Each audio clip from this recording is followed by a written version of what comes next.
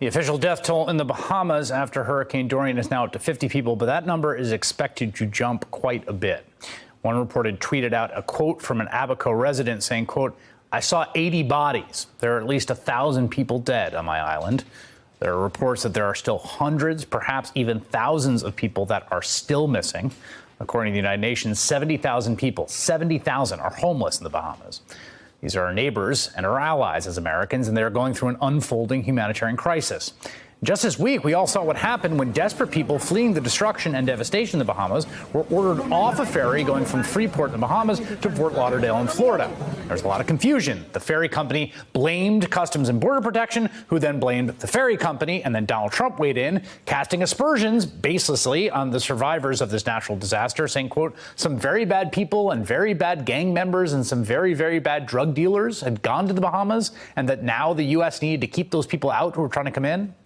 Now it appears that Customs and Border Protection is, in fact, closing the door on these folks, stipulating restrictions and doubling down on requirements. Here with me now, New York Times correspondent Francis Robles, who has been reporting on the crisis in the Bahamas. There was a lot of confusion about what you need as someone on the Bahamas to get to the U.S. now. Has that confusion been cleared up?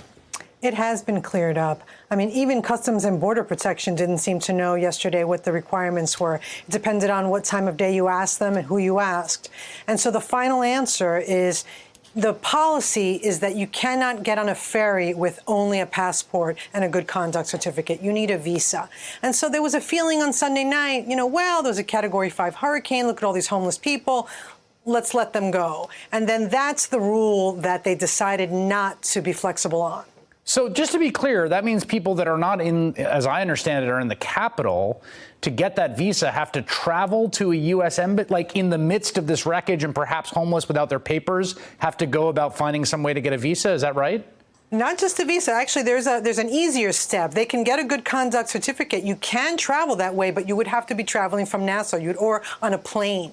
And so if you were trying to get on a boat without a travel visa, that's a problem. So what we know is that 1,500 Bahamians requested the good conduct certificate from the police department yesterday, Chris, in one single day. And we also know that about 4,000 people came to the United States from the Bahamas in the last week. So we're definitely going to be expecting far more people in the days to come.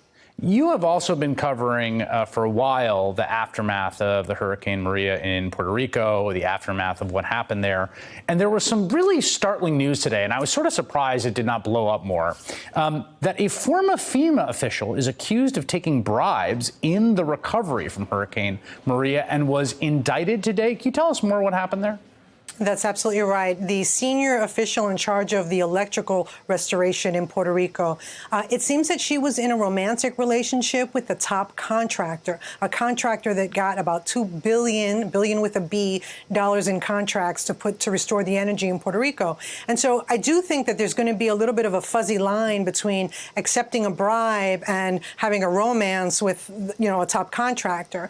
She's not being accused of taking money in paper bags, but, hotel trips, airline flights, helicopter rides, and then turning around and going into meetings in FEMA and looking like she was an advocate for this company. I mean, there is emails and text messages where she looks like she's their representative in these meetings, and that is going to be a big problem for her. I just want to make sure I'm tracking this story. This is a FEMA official who works for the United States federal government who is tasked with overseeing the restoration of the grid, which, of course, is the single biggest issue on Puerto Rico, notoriously unreliable, problems with PREPA that runs it. And she was romantically involved with the person that ran the company that got a $2 billion contract from the federal government to restore the grid? I don't think they were in a romantic relationship when they got the contract. I think the relationship developed in that year that everybody spent on the grounds trying to get the power back up. And so they're very adamant about that. It's like, wait a second, he hadn't even met her when this thing started. But then you see evidence of her in meetings saying, well, I think these guys should be the ones to take care of that explosion and that damaged equipment. Oh, I think these guys should get this much for this this project. And so it's a big problem. She's facing 10 federal charges. All right, Francis Robles, thank you so much for your reporting on both of these issues. Hey there, I'm Chris Hayes from MSNBC. Thanks for watching MSNBC on YouTube. If you want to keep up to date with the videos we're putting out, you can click subscribe just below me or click over on this list to see lots of other great videos.